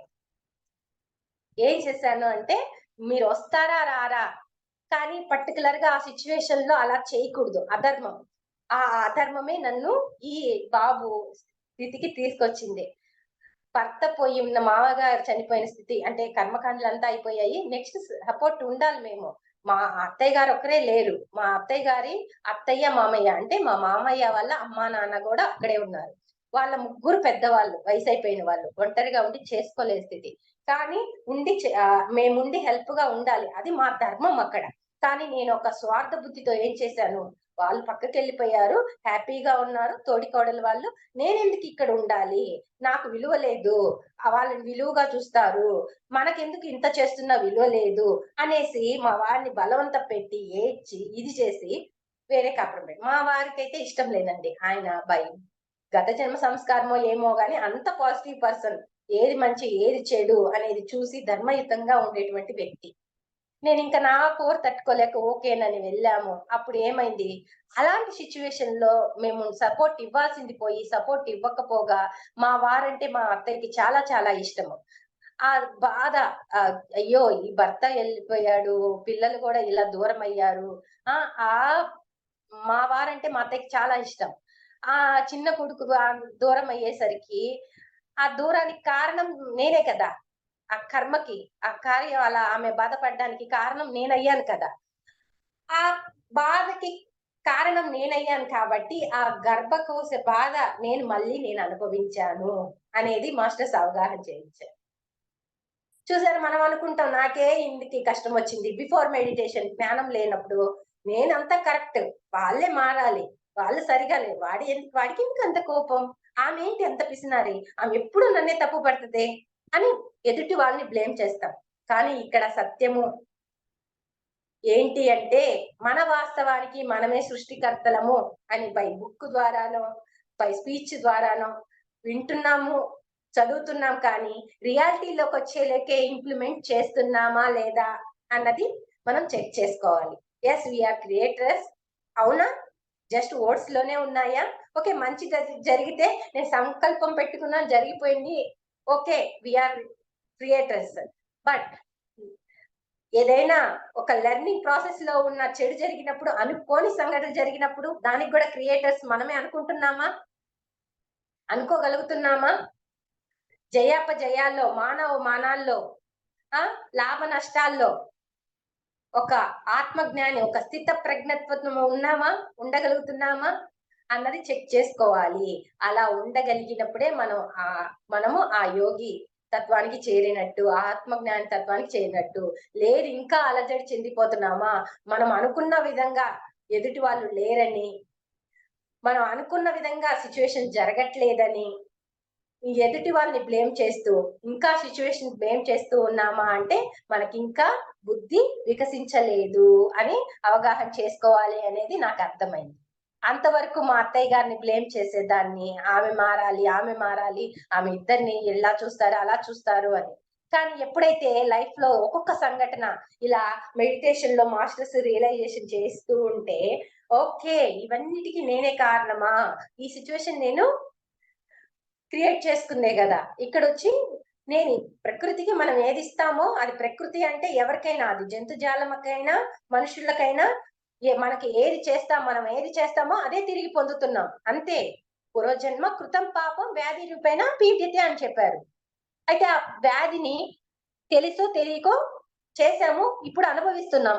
ఆ అనుభవించే దాన్ని ఇప్పుడున్న మనం ధ్యాన మార్గంలో ఉన్న మనం ఏం చెయ్యాలి అంటే, ఈ జన్మలోనో ధ్యానంలో రాకముందు వరకు చేసినటువంటి కర్మల్ని, గత జన్మలో చేసిన కర్మల యొక్క ఫలితాన్ని అనుభవించవలసి వచ్చినప్పుడు, కర్మని కర్మగా కాకుండా ఆ కర్మ ద్వారా ఏ అనుభవ జ్ఞానాన్ని నీకు ఇస్తుంది ఆ ప్రకృతి, ఆ వ్యక్తి, దాంట్లోని గుణాన్ని నువ్వు తీసుకొని ఆ గుణాన్ని నువ్వు మలుచుకున్నప్పుడు, ఇంప్లిమెంట్ చేసినప్పుడు ఆటోమేటిక్ గా ఆ సిచ్యువేషన్ అనేది వెళ్ళిపోతుంది. లేదు నేను ధ్యానం చేస్తున్నాను, ఈ సిచ్యువేషన్ మారాలి, ఈ సిచ్యువేషన్ మారాలి అని కూర్చోకూడదు. వన్ ఆఫ్ ది స్టేజ్ వస్తుంది. ఈ ధ్యాన ఆరోగ్యం ప్రాజెక్ట్ లో, స్పిరిచువల్ టాబ్లెట్ లో సార్ చెప్పినటువంటి ఒక ప్రాబ్లం యొక్క సొల్యూషన్స్ 4 లెవెల్స్ లో ఉంటాయండి. First energy level, next knowledge level, next part of the game, last one no mind stage. మనం ధ్యానంలోకి వచ్చిన కొత్తల్లో ధ్యానం చేసి ఆ శక్తితో ఏ ప్రాబ్లం అయినా తగ్గిపోయింది అనుకుంటాం. కొద్దిగా కొన్ని ఇయర్స్ దాటిన తర్వాత మళ్ళీ ప్రాబ్లమ్స్ అనేవి రిపీట్ అవుతుంటాయి. అప్పుడు వచ్చాక ఇంకా గంటలు గంటలు ధ్యానం చేస్తాను అని కాదు. అక్కడ నేను చెప్పాను కదా, అసలు ఈ అనారోగ్యం, ఈ ప్రాబ్లం నాకు ఎందుకు వచ్చింది అనేటువంటి మూలంలోకి వెళ్ళి అక్కడ దానికి తగినటువంటి జ్ఞానాన్ని నువ్వు తీసుకోకుండా నేను ఇంకా ధ్యానం చేస్తుంటాను అని కాదు. ఒక జ్ఞానం అనేది తీసుకున్నప్పుడే నీకు, నువ్వు జ్ఞానం లెవెల్లో ఉన్నప్పుడు నువ్వు జ్ఞానం తీసుకుంటేనే నీకు ప్రాబ్లమ్ సాల్వ్ అవుతుంది. ఎనర్జీ లెవెల్లో ఉన్నప్పుడు ఓకే, ఎనర్జీ లెవెల్ తోనే ట్రీట్ అవుతాయి. అలా కాకుండా నువ్వు కొంత ధ్యానం చేసి ఒక స్థాయికి వచ్చి, ఒక సీనియర్ స్టేజ్కి వచ్చిన తర్వాత దాన్ని ఇంకా నువ్వు ధ్యానంతోనే ట్రీట్ చేసుకుంటానని కాకుండా ఒక జ్ఞానం లెవెల్లోకి వచ్చి ట్రీట్ చేసుకున్నప్పుడే ఆ సిచ్యువేషన్ నుంచి, ఆ పర్సన్ యొక్క సఫరింగ్ నుంచి, ఆ ఫైనాన్షియల్ ప్రాబ్లము, ఆ బిజినెస్ లో ప్రాబ్లము ఏదైనా కూడా నువ్వు క్లియర్ చేసుకోగలవు. అలాగే next part of the game, ఇంకా అల్టిమేట్ ఏంటంటే, వన్ ఆఫ్ ది బాడీ మనం తీసుకొని వచ్చాక ఈ లైఫ్ లో ఈ సఫరింగ్స్ అనేది నార్మల్, వస్తూ ఉంటాయి పోతూ ఉంటాయి, వాటిని తీసుకుంటుండాలి, జస్ట్ అలా పాస్ పోతూ ఉండాలి. Part of the game. ఈ శరీరం తీసుకొని వచ్చాం కాబట్టి వస్తుంటాయి పోతుంటాయి అనే స్టేజ్. లాస్ట్ అసలు నో మైండ్ స్టేజ్. అసలు ఆ సమస్య ఉంది అని కూడా నువ్వు ఐడెంటిఫై చేయకుండా అసలు ఆ మైండ్ లోనే ఉండదు. ఆ నో మైండ్ స్టేజ్, అసలు ఆ మనసులో కూడా నీకు ఆలోచన ఉండదు. దానికి ఎగ్జాంపుల్ రమణ మహర్షి గారికి వచ్చినటువంటి రాచపుండును కూడా ఆయన సమస్యను కాకుండా, ఒక అనారోగ్యం అని కాకుండా వితౌట్ నో మైండ్ స్టేజ్ కి వెళ్ళి ఆ స్టేజ్ లో ఉన్నారంటే మనం అందరం కూడా ఆ స్టేజ్ కి రాగలగాలి. అయితే ఇప్పుడు మనం ఏ స్టేజ్ లో ఉన్నాం? ఎనర్జీ లెవెల్లోనే ఇంకా ట్రీట్ చేసుకుంటున్నామా? ఎనర్జీ లెవెల్లో ధ్యానం గంటలు గంటలు చేస్తూ ఉన్నా కూడా ఇంకా మనకు ప్రాబ్లం సాల్వ్ కావట్లేదు అంటే you are in knowledge level, జ్ఞానం తీసుకునే స్టేజ్ లో ఉన్నాము. అక్కడ ఏదో ఒక గుణాన్ని మనం మార్చుకోవాలి. ఆ భగవంతుడు అయ్యే మార్గంలో మనం ఉన్నాము. ఇక్కడ మన యొక్క మానవతత్వం నుంచి దైవతత్వానికి, ఒక దైవంగా ఎదిగే మార్గంలో ఉన్నాము. ఆ దైవానికి అనుగుణంగా ఉండే గుణం ఏంటి? ఎంత సహనం ఉండాలి, ఎంత ఓర్పు ఉండాలి, ఎంత నిరాహంకారంగా ఉండాలి. ఒక మాట అంటేనే భర్త బాధపడిపోయేదాన్ని నేను. అంత సపోర్టివ్ గా ఉండే, ఫస్ట్ సర్వీస్ చేసేటప్పుడు మా వారు ఎంత సపోర్టివ్ అంటే అంత సపోర్టివ్. అలాంటిది నేను నాలెడ్జ్ లెవెల్కి వచ్చాక ప్రకృతి మా వారి నుంచి నాకు సఫరింగ్స్ అనేవి క్రియేట్ అయ్యాయి. ఫస్ట్ లో తెలియక ఏంటినా ఇలా ఇబ్బంది పెడుతున్నారు అని మా వారి మీదే కోప్పడేదాన్ని. కానీ ఎప్పుడైతే ప్రాక్టీస్ మీద అవగాహన అయిందో, ఈ సిచ్యువేషన్ ఎందుకు వచ్చింది అని క్వశ్చన్ చేసుకుంటే మా వారిలో లేదు. ఏదైతే మనం ఎదుటి వ్యక్తుల్లో ఆయనకి కోపం ఎక్కువ, ఆయన లోభి, ఆయనకి అహంకారం ఎక్కువ అని బ్లేమ్ చేస్తున్నావో ఆ క్వాలిటీ వాళ్ళలో కాదమ్మా, మనలోనే ఉంటది అన్నది సత్యం. ఇక్కడ అందుకే అంటారు సృష్టిలో ఎక్కడా లోపం ఉండదు, మన దృష్టిలోనే లోపం ఉంటుంది అని. అలాగా నాకు మా వారిలో ఏంటి ఇంత అహంకారంగా, పురుషాహంకారమా, ఇలా మాట్లాడతారు, ఇలా బాధ పెడతారు అనుకునేదాన్ని. కానీ ఎప్పుడైతే అమ్మ నువ్వు అహంకారం తగ్గించుకోవాలి అన్న లెసన్ ఉంది ఇక్కడ. నాకు మా వారి దగ్గర నాకు తెలియకుండానే అహం ఉండేది, ఎందుకంటే మా ఆయన అంతా సపోర్ట్ ఇస్తారు కదా. అది ఏంటి అంటే అహంకారంగా తయారైపోయి ఉన్నాను. ఆ అహంకారం మా వారి దగ్గర తగ్గించుకోవాలి అంటే ఆయన ఇంతవరకు సపోర్టివ్ గా ఉండి ఇప్పుడు నాన్ సపోర్టివ్ గా మారిపోయారు. ఆయన చెప్పింది నేను వినాలి అనే స్టేజ్కి వచ్చేసరికి, అప్పటి వరకు నేను చెప్తే ఇంట్లో పిల్లలైనా ఎవరైనా కూడా ఇక్కడ ఎక్కడికి వెళ్దామంటే అక్కడికి వెళ్దాం, ఈడకి వద్దు అంటే వద్దు, ఇది చేద్దామంటే ఇది చేద్దాం అని అంత నా మాట మీద నడిచేటువంటి సిచ్యువేషన్ నుంచి ఇంకా నా మాటకి అంత ఆపోజిట్ జరిగే సిచ్యువేషన్ వచ్చేసరికి నా అహం దెబ్బతింటూ వచ్చింది. నాలో పెట్టుకొని మా వారిని బ్లేమ్ చేసేదాన్ని. అప్పుడు ఓకే, అహం ఆయనలో లేదు నాలో ఉంది. ఒక భగవంతుడిగా అయ్యే మార్గంలో నేనుండి నా అహంకారాన్ని నేను తగ్గించుకోకుండా ఆయన్ని బ్లేమ్ చేస్తున్నానా, ఇది కరెక్ట్ కాదు కదా. మన వాస్తవానికి మనమే సృష్టికర్తలము అన్నప్పుడు ఇక్కడ ఈ సిచ్యువేషన్ ని నేనే క్రియేట్ చేసుకున్నాను. నాయన భగవంతుడిగా అయ్యే మార్గంలో ఎంచుకున్నప్పుడు నాకు భగవంతుడిని అవే సహాయంలో ఆయన సహాయపడడానికి ఆయన భగవంతుడిగా వచ్చి నాకు సర్వం కలిదం బ్రహ్మ అన్నాం కదా, అతను భగవంతుడే కదా. అయితే ఆ భగవంతుడి నుంచి నీకెందుకు వస్తుంది సఫరింగ్, ఈ బాధ దుఃఖం అంటే నీలో అజ్ఞానం ఉంది. నీలో ఆ అజ్ఞాన పొరను తొలగించడానికి ఆ భగవంతుడు భర్త అనేటువంటి క్యారెక్టర్, ఆ భగవంతుడు మనకి హెల్ప్ చేస్తున్నాడు అనేది అవగాహన అయ్యాక అది మనసా వాచా కర్మణ అండి, ఏదో మాటల్లో కాదు, అది లోపల పొరల్లో వరకు వెళ్ళి నువ్వు ఆ సిచ్యువేషన్ ని యాక్సెప్ట్ చేస్తేనే, ఆ అహంకారాన్ని వదులుకుంటేనే ఆ సిచ్యువేషన్ అవుట్ సైడ్ కి వెళ్తుంది. అలా కాకుండా నేను ఆయన్నే బ్లేమ్ చేస్తూ కూర్చున్నంత కాలం అక్కడే ఉండేది సమస్య. ఎప్పుడైతే ఎందుకు ఈ సపోర్టివ్ నుంచి నాన్ సపోర్టివ్ గా మారిపోయారు ఈయన నుంచే నాకు ఎందుకు ఈ క్రియేట్ అయిందని క్వశ్చన్ చేసుకున్నప్పుడు, ఆ అహంకారాన్ని ఎప్పుడైతే మా వారి దగ్గర ఉంది నాకు ఈగో అనేది ఐడెంటిఫై చేసి దాన్ని రిమూవ్ చేసుకున్నానో, ఎట్ ఏ టైం కాదండి, ఐడెంటిఫై చేయడము వన్ ఆఫ్ ది స్టేజ్, దాన్ని ఫేస్ చేయడము ఇంకొక స్టేజ్. ఒకనొక సిచ్యువేషన్ ఫేస్ చేసేటప్పుడు ఎరుక, జ్ఞానము, శక్తి ఈ మూడు ఉంటేనే మనము ఆ ప్రాబ్లం ని క్లియర్ చేసుకోగలం. ఏది ఒకటి ఉండి ఏది లేకపోయినా ఐడెంటిఫై చేయలేము, ప్లస్ సాల్వ్ చేసుకోలేము, దాన్ని ఫేస్ చేసే కెపాసిటీ మన దగ్గర ఉండదు. ఇప్పుడు నేను అహంకారం తగ్గించుకోవాలి అన్న క్వాలిటీ ఐడెంటిఫై చేశాను మా వారి దగ్గర. నెక్స్ట్ మినిట్ ఆయన ఏమన్నా అంటే కామ్గా ఉండగలుగుతున్నానా, ఉండలేకపోతున్నాను. అంటే నాలో తెలియకుండానే ఎమోషన్ క్రియేట్ అయిపోతుంది. అంటే నాకు దానికి తగినటువంటి ఆ సహనానికి తగినటువంటి శక్తి లేదు, ఇంకా సహనంగా ఉండలేకపోతున్నాను. అయితే నేను ఇంకా శక్తిని పెంచుకోవాలి, ఇంకా ధ్యానం చేయాలి, ఎనర్జీస్ పెంచుకునేటువంటి points sir doctor GK garu 12 tablets అనే బుక్ లో 12 టాబ్లెట్స్ అనేటువంటి పాయింట్స్ లో ఇక్కడ 6 పాయింట్స్ ఉంటాయండి. ఫస్ట్ 6 ఏంటంటే ఎనర్జీని ఇంక్రీజ్ చేసుకోవడానికి పాయింట్స్ అని చెప్పేసి, ధ్యానము, వ్యక్తిగత ధ్యానము, సామూహిక ధ్యానము, పిరమిడ్ ధ్యానము, పౌర్ణమి ధ్యానము, శాకాహారము, మితాహారము, మౌనము అనేటువంటి ఈ 6 పాయింట్స్ చెప్పారు. ఆ 6 పాయింట్స్ మన ఎనర్జీ లెవెల్స్ ని ఇంక్రీజ్ చేస్తాయి. అప్పుడు ఎప్పుడైతే వీటితో ఉపయోగించుకొని మనం ఎనర్జీ లెవెల్స్ ని పెంచుకుంటామో ఆటోమేటిక్ గా మనం ఫేస్ చేస్తున్నటువంటి సఫరింగ్ కానీ, హెల్త్ ప్రాబ్లం కానీ, వెల్త్ ప్రాబ్లం కానీ, రిలేషన్ ప్రాబ్లం కానీ ఏదైనా కూడా మనము ఫేస్ చేయగలిగే కెపాసిటీకి వచ్చి ఆ లెర్నింగ్ కంప్లీట్ అయిపోతే మనము పక్కకి నెక్స్ట్ లెవెల్కి వెళ్ళగలం. అలాగా మన లైఫ్ లో ఇప్పుడు మనల్ని ఏది మానసికంగా ఇబ్బంది పెడుతుందా, శారీరకంగా ఇబ్బంది పెడుతుందా అనేది ఐడెంటిఫై చేసి దానికి ఎనర్జీ లెవెల్ తగినంత ఎనర్జీ లెవెల్లో ఇవ్వడమా, లేకపోతే నాలెడ్జ్ తీసుకోవడమా, ఏదా అనేది ఐడెంటిఫై చేసి మనం పక్కకి రావాలి. అలా రాకుండా నేను నాలెడ్జ్ తీసుకోను, జస్ట్ వాళ్ళంతే, వాళ్ళు మారాలి అనుకుంటూ ఉన్నామంటే అక్కడే ఉంటాము. ఎప్పుడైతే మన యొక్క వాస్తవానికి మనమే సృష్టికర్తలము అన్నది మనసా వాచ ఆచరించినప్పుడే, యాక్సెప్ట్ చేసినప్పుడే, ఈ సిచ్యువేషన్ నేనే తెచ్చుకున్నాను యాక్సెప్ట్ చేసినప్పుడే అది పక్కకి వెళ్ళిపోతుంది. ఇవన్నీ నా రియల్ లైఫ్ ఎక్స్పీరియన్స్ అండి. ఇది బాబు సమస్య చెప్పాను కదా, దానికి కారణం మా అత్తయ్యకి నేను పెట్టిన బాధ అని చెప్పాను కదా. అలాగే ఇంకొకటి ఏంటి అంటే ఫైనాన్షియల్ ప్రాబ్లం.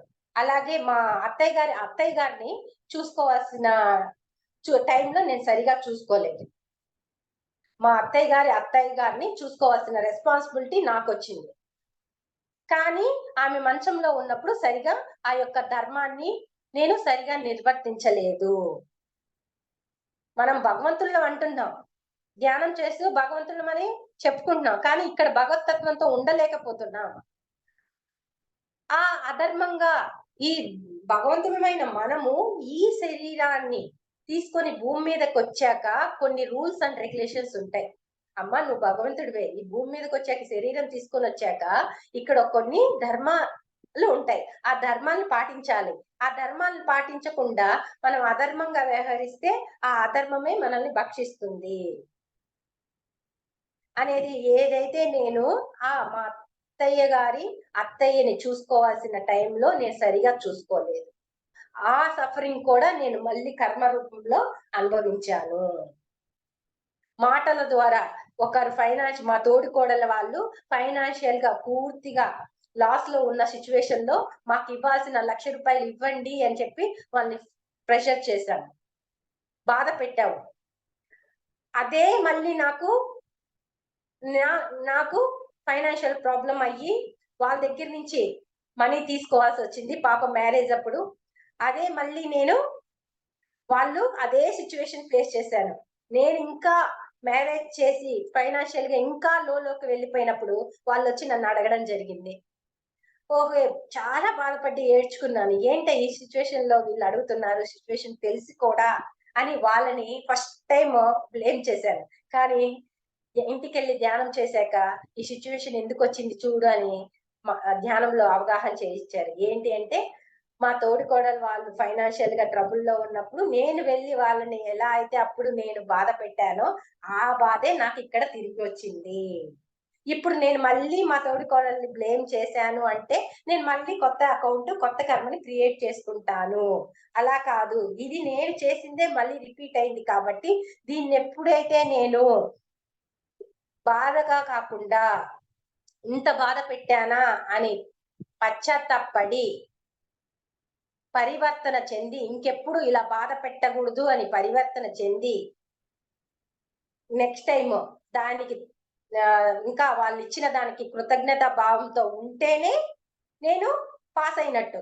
అలా కాకుండా నేనున్న సిచ్యువేషన్ లో అర్థం చేసుకోకుండా నన్నే అడిగారా అని వాళ్ళ మీద బ్లేమ్ చేశానంటే నేనున్న ఆధ్యాత్మిక మార్గానికి నేనున్న స్థాయికి అది అధర్మం అవుతుంది. అప్పుడు నాకు మళ్ళీ నా అకౌంట్ లో కర్మ క్రియేట్ అవుతుంది. అమ్మా నువ్వు మళ్ళీ బ్లేమ్ చేస్తున్నావు, మళ్ళీ నీ వాస్తవానికి నువ్వే సృష్టికర్త అంటున్నావు, మళ్ళీ వాళ్ళని బ్లేమ్ చేస్తున్నావు అని నా అకౌంట్ లో మళ్ళీ కర్మ క్రియేట్ అవుతుంది. మళ్ళీ జన్మెత్తి మళ్ళీ ఆ లెసన్ నేర్చుకోవాలి. మనం ఒక క్లాస్ నుంచి ఇంకో క్లాస్కి వెళ్ళేటప్పుడు ఎలా అయితే ఆ 6 సబ్జెక్ట్ లో నువ్వు అట్లీస్ట్ పాస్ మార్కులన్నా తెచ్చుకుంటేనే కానీ నెక్స్ట్ క్లాస్ కి ప్రమోట్ అవ్వరు అని ఎలా అయితే ఫిజికల్ లైఫ్ లో స్టడీస్ లో చెప్తారే, ఇన్ ది సేమ్ వే మన యొక్క ఈ అరిషడ్ వర్గాలు అనేటువంటి కామ క్రోధ లోభ మోహ మదమాచర్యాలలో అట్లీస్ట్ భగవంతుడికి దగ్గరగా ఉండేటటువంటి స్థాయి వరకు అన్నా నువ్వు మార్క్స్ తెచ్చుకుంటేనే కానీ నువ్వు పాస్ అవ్వవు. ఈ జన్మలో ధ్యాన ప్రచారం చేసేస్తున్నాను కదా, ఒకానొక స్థాయిలో నా అవగాహన ఉండేదండి. ఇంకా ధ్యానం ఆధ్యాత్మిక అంటే ఇదే, ధ్యానం చేస్తున్నాను, బుక్స్ చదువుతున్నాను, క్లాసెస్ చెప్తున్నాను, ప్రచారం చేస్తున్నాను కదా, అంతా నాకే తెలిసిపోయింది. ఇదే నాకు లాస్ట్ జన్మ అనే ఒక అజ్ఞాన పొరలో ఉన్నాను. అదే ఆధ్యాత్మికత అనేటువంటి ఇదిలో ఉన్నాను. ఇవన్నీ కూడా ఒక సాధన మార్గాలు ప్రచారం చేస్తున్నామంటే అదొక మన యొక్క రెస్పాన్సిబిలిటీ అంతే. మనకు మనం చేసుకుంటున్న సేవే. అది అసలు సేవ అని పేరు పెట్టడం అనడం కూడా నాకు ఇష్టం ఉండదు. ఎందుకంటే దట్ ఈస్ ఒక తండ్రి ఒక తండ్రి ఒక బిడ్డను పెంచుతూ చేస్తున్నారంటే అది సేవ అంటామా? కాదు. వాళ్ళ బాధ్యత అని ఎలా అయితే అంటామో మనం నేర్చుకున్న తర్వాత ఈ సంఘధర్మం మన బాధ్యత, మనం తెలుసుకున్నది ఇతరులకు చెప్పాలి, అది మన బాధ్యత ఉంటుంది. దాన్ని మనం బాధ్యతగా తీసుకొని చెయ్యాలి. అంతే తప్పితే అది సేవ అనేటువంటి భావన కాదు అనేది నా పర్సనల్ ఒపీనియన్ అండి. అలాగా అన్ని కూడా మనము ఈ 6 కామ క్రోధ లోభ మోహ మద మాచర్యాలన్నిటిలో మనం క్రాస్ చేయగలగాలి. ఎవరు ఎందులో ఉన్నారో ఐడెంటిఫై చేయలేము. ఏ సిచ్యువేషన్ అయితే నీకు రిపీటెడ్ గా వచ్చి నిన్ను ఇబ్బంది పెడుతుందో, ఒక బంధంలో ఉన్నావా, ఒక ధన వ్యామోహంలో ఉన్నావా, దేని వ్యామోహంలో ఉండి నువ్వు ఇది చేస్తున్నావు? ఆ ధన వ్యామోహంలో ఉండి కూడా నేను ఎంతో అజ్ఞాన పనిచేశాను. మా మామయ్య గారు చనిపోయిన తర్వాత ఒక ఫైనాన్షియల్ ఇదికి వచ్చాక మా అత్తయ్య గారు డివైడ్ చేసేసారు ప్రాపర్టీని అంతా, బావగారి వాళ్ళకి మాకు. అప్పుడు డివైడ్ చేసేటప్పుడు మా అత్తయ్య గారి పేరు మీద ఏమీ లేకుండా ఉంటే ఎలాగా, ఇన్ ఫ్యూచర్ లో ఏదైనా సేఫ్ కదా అని మాకిచ్చిన ప్రాపర్టీలో కొంత ఒక హౌస్ రాసి ఇమ్మని అడిగారు. అప్పుడు అజ్ఞానంలో ఉన్నాను కదా, ధనంలో ఉన్నాను కదా, ధన వ్యామోహంలో ఉన్నాను కదా, అదేంటి వాళ్ళకి ఫుల్ గా ఇచ్చి మాకిచ్చిన పార్టీషన్ లో మాకిచ్చిన పార్ట్ లో ఇంకా అడుగుతారు అని నేను యాక్సెప్ట్ చేయకుండా ఆమెకి ఏ ప్రాపర్టీ ఏమి లేకుండానే ఫుల్ మాకు ఇచ్చేశారు. కానీ అది అక్కడ అధర్మం. మనం ఏమనుకుంటాము, అవతల వాళ్ళకేమో ఫుల్ ఇచ్చేసి మనకిచ్చిన దాంట్లో అడగడం అనేది అధర్మమే కదా అని కామన్ మ్యాన్ ఆలోచిస్తాడు. కానీ ఒక స్పిరిచువల్ పర్సన్, ఒక ఆత్మ జ్ఞానిగా ఉన్న అతను, ఒక ప్రకృతి, ఆ భగవంతుడు, ఆ అత్తయ్య రూపంలో ఉన్న భగవంతుడు నీ దగ్గరికి వచ్చి నీకుండేటువంటి దాంట్లో నాకు ఇది ఇవ్వు అని అడగబడింది ప్రకృతి అంటే అది ఇవ్వాల్సిన ధర్మం నా దగ్గర ఉంది, ఇవ్వాలి. ఒక తల్లిగా ఆలోచించి అదే సిచ్యువేషన్ లో నేను గనక ఉంటే నా బిడ్డ దగ్గరికి వెళ్ళి నేను అడిగితే ఇవ్వకపోతే బాధపడతాను కదా, కానీ నేను ఇవ్వలా. ఆ ఆమె బాధను అవగాహన చేసుకునే స్థితి లేదు, కానీ ఇవ్వకుండానే ఆమెకి ఎన్నో ఇదిగా బాధ పెట్టాము. అవన్నీ కూడా నేను తిరిగి అనుభవించానండి. అవన్నీ కూడా నేను తిరిగి అనుభవించాను.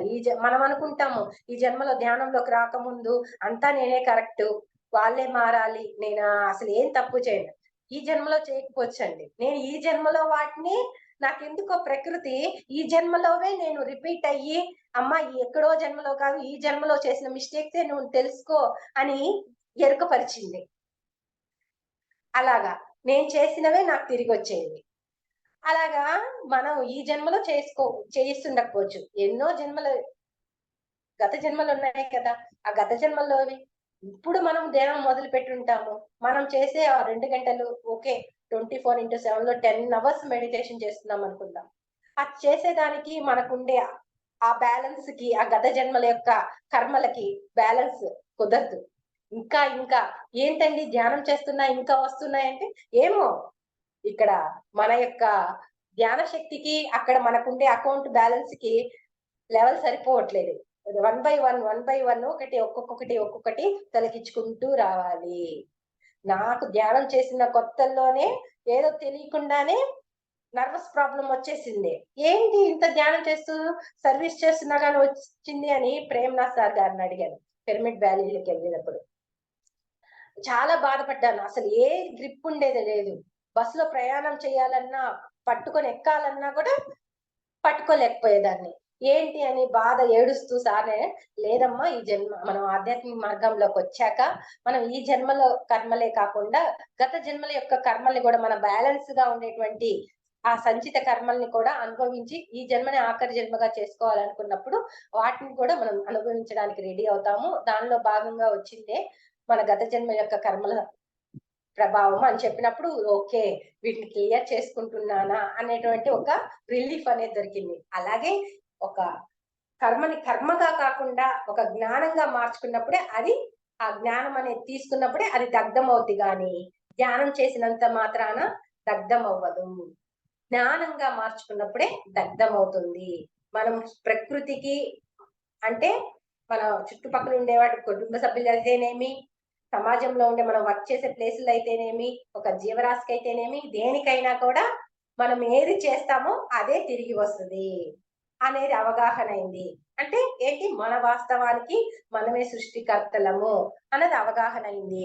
అయితే మనం తెలుసో తెలియకో చేసాం కదా గత జన్మల్లో, వాటిని అనుభవించేటప్పుడు ఎప్పుడైతే పశ్చాత్తాపడి ప్రాయశ్చిత్తం చేసుకొని పరిహారం చేసుకుంటామో, అంటే పరిహారం అంటే సేవే, ఇంకొకరికి మనం హెల్ప్ చేయడం, మనకు తెలిసింది అది జ్ఞాన రూపంలోన తన్మందన్ ఏదో ఒక రూపంలో ఎలా సేవ చేయగలమో అలా చేసుకుంటూ ఉంటే మనం ఆ యొక్క కర్మని త్వరగా రిలీఫ్ చేసుకోగలము. అలాగా మనము ఏ రకమైనటువంటి ప్రాబ్లం ని ఫేస్ చేస్తూ ఉన్నా అందులో గత జన్మల యొక్క కర్మానుసారం వచ్చిందని తెలుసుకుంటాము. అవి తెలుసుకున్న దాన్ని జ్ఞానం లేనివాడు నా కర్మ అని బాధపడుతూ దాన్ని ప్రొలాంగ్ చేసుకుంటూ ఉంటాడు. ఎవరైతే ఆత్మజ్ఞానిగా ఉన్న వాళ్ళు, ధ్యానంలోకి వచ్చి జ్ఞానం తెలుసుకున్న వాళ్ళు ఓకే ఇది నేను చేసుకున్నటువంటి కర్మల యొక్క ఫలితమే వచ్చింది అని చెప్పి ముందు యాక్సెప్ట్ చేస్తారు. అది ఏ ప్రాబ్లం అయినా, హెల్త్ అయినా, వెల్త్ అయినా, సోషల్ ప్రాబ్లం అయినా ఏదైనా కూడా అది యాక్సెప్ట్ చేసి నెక్స్ట్ దాన్ని ఎలా త్వరగా లెర్న్ చేసి మూవ్ అవ్వాలి నెక్స్ట్ లెవెల్ కి. ఆ లెర్న్ అయ్యే భాగంలో మనము మన కంటే ముందున్నటువంటి సీనియర్ మాస్టర్స్ యొక్క హెల్ప్ తీసుకుంటూ అసలు ఏం లెర్నింగ్ ఉంది, ఇది ఏ సంబంధంగా ఉంది ఏంటి అనేది మనకు మనం ఐడెంటిఫై చేసుకోలేనప్పుడు మాస్టర్స్ సీనియర్ మాస్టర్స్ యొక్క కౌన్సిలింగ్ తీసుకోవడం. అందుకే ధ్యాన ఆరోగ్యం ప్రాజెక్ట్ లో కౌన్సిలింగ్ అనేటువంటి ఒక సెక్షన్ కూడా ఉంటుంది. మనకు అవగాహన కాని సమస్య, పరిష్కారం కాని సమస్యలు ఏవైనా ఉంటే సీనియర్ మాస్టర్స్ యొక్క కౌన్సిలింగ్ తీసుకొని ఐడెంటిఫై చేసి త్వరగా మన యొక్క ప్రాబ్లమ్ ని సాల్వ్ చేసుకోవచ్చు. ఇలాగా ప్రజెంట్ ధ్యాన ఆరోగ్య ప్రాజెక్ట్ లో వర్క్ చేస్తున్నానండి. ఉంది నా ఎక్స్పీరియన్సెస్. అలాగే పిల్లలు ఎవరైనా పిల్లలతో సఫరింగ్ అవుతున్నా ఇది అవుతున్నా కూడా ఇక్కడ స్పిరిచువల్ టాబ్లెట్ లో ఉన్నటువంటి ఒక బుక్ ఆధ్యాత్మిక పుత్రులు. ఎప్పుడు నేను బాబు ద్వారానే నేను సఫరింగ్ తీసుకుంటాను, బాబు ద్వారానే నా లైఫ్ టర్న్ అవుతూ ఉంటుంది. ధ్యానంలోకి రావడము బాబే, ఆ తర్వాత ధ్యాన ప్రచారంలోకి రావడము బాబుకి సఫరింగ్, మళ్ళీ కాలు విరిగి ఎప్పటికీ సెట్ కాకుండా ఎన్ని దగ్గరలో చూపించినా కూడా సెట్ కాలేదు. అప్పుడు జీకే సార్ గారిని అడిగితే ధ్యాన ప్రచారం స్టార్ట్ చేయండి అన్నారు. మీ ఇద్దరిలో భార్యాభర్తల్లో ఎవరు పెయిన్ ఎక్కువ సఫర్ ఎవరు తీసుకుంటున్నారు ఎక్కువగా అంటే నేనే సార్ అని చెప్పినప్పుడు అయితే మీరే ధ్యాన ప్రచారం స్టార్ట్ చేయండి అన్నారు. అప్పుడు ఆ సిచ్యువేషన్ లో బాబుని అలా ఈవినింగ్ టైంలో రిలీఫ్ బయట అలా అన్ని సెట్ చేసేసి కూర్చోబెట్టి నేను మా అత్తయ్య వెళ్ళి చుట్టుపక్కల ప్రాంతాలకు వెళ్ళి ఇళ్ళకి వెళ్ళి పాంప్లెట్లు పంచేదాన్ని. అసలు ఇంట్లో నుంచి బయటకు వెళ్ళాలంటేనే భయం, ఇంటికి బంధువులు వస్తేనే భయపడే నేను. అలాగా ప్రచారం చేసినప్పుడు ఇమీడియట్ గా ఎన్నో దగ్గర చూపించినా కూడా సెట్ కాని కాలు కొద్ది రోజుల్లోనే బాబు నయమైంది. అలాగే ఎన్నో నాలో నేను ఇక్కడ స్పిరిచువల్ గా ఏ గుణం అయితే మార్చుకోవాలో, ఏ సిచ్యువేషన్ అయితే మార్చుకోవాలో అది మార్చుకోవాలి అనుకున్నప్పుడు నాకు మా బాబు దగ్గర వస్తుంది సఫరింగ్. అప్పుడు ఆ బాబు బట్టి నేను ఇక్కడ కరెక్ట్ చేసుకుంటూ ఉంటాను. అంటే పిల్లల నుంచి ఎవరైనా సఫరింగ్ పొందుతున్నారు అంటే మన యొక్క ఆధ్యాత్మిక పుత్రుల దగ్గర మనం తీసుకోవాల్సిన, ఆధ్యాత్మిక పుత్రులు అంటే మళ్ళీ ఎవరు అనుకుంటారు, మన భౌతిక పుత్రులు ఎలా ఉన్నారో ఈ శరీరం తీసుకొని వచ్చాక మనం ఆత్మపరంగా, మనం అంటే శరీరం ఒకటే కాదు కదా, ఆత్మస్వరూపులు మనతో పాటు మన ద్వారా ధ్యానం తెలుసుకోవాల్సిన వాళ్ళు ఉంటారు. వాళ్ళే మన ఆధ్యాత్మిక పుత్రులు అవుతారు. మనం ధ్యాన ప్రచారం చేయకుండా ఇంట్లోనే ఉంటే వాళ్ళకి జ్ఞానం అందక వాళ్ళ సఫరింగ్ నుంచి బయటకు రాకుండా ఉంటారు కదా. మనం చెప్పాల్సిన స్టేజ్ వచ్చి సంఘంలోకి వెళ్ళి సంఘ ధర్మం నిర్వర్తించవలసి ఉండి కూడా నాకు భయము, ఇంట్లో వీలు కాదు అని చెప్పి ఇంట్లో కూర్చుంటే అది అధర్మం అవుతుంది. సంఘాన్ని పట్టించుకోకుండా అధర్మంగా వ్యవహరించింది. అప్పుడు ఒకనొక స్టేజ్ లో నేను ఇలాగే ఉన్నాను, నాకు భయము అనేసి చెప్పేదాన్ని కాదు. ఎప్పుడైతే ఈ సిచ్యువేషన్ అలాగే కూర్చున్నా, చెప్పాలని వస్తున్నా ధ్యాన ప్రచారము అని కనపడేది ధ్యానంలో, అయినా కూడా నేను చేసేదాన్ని కాదు. అప్పుడు బాబుకి కాలు జారి జస్ట్ అలా వర్షం నీళ్లు పడి కాలు జారి పడ్డాడు. అది ఎన్ని దగ్గర చూపించినా కూడా సెట్ కావట్లా. అప్పుడు సార్ చెప్తే ఆధ్యాత్మిక మిత్రులు అనేటువంటి బుక్ చదవండి మేడం అని చెప్పి అప్పుడు చదివి ఈ కాన్సెప్ట్ ఇలా ప్రతి సిచ్యువేషన్ లోనూ నాకు బాబు దగ్గర నుంచి సఫరింగ్ వస్తుంది. అయితే నేను మళ్ళీ ఆధ్యాత్మిక మిత్రుల మీద సఫరింగ్ ఫోకస్ చేయాలి. మా బాబు సెట్ అవ్వాలంటే నేను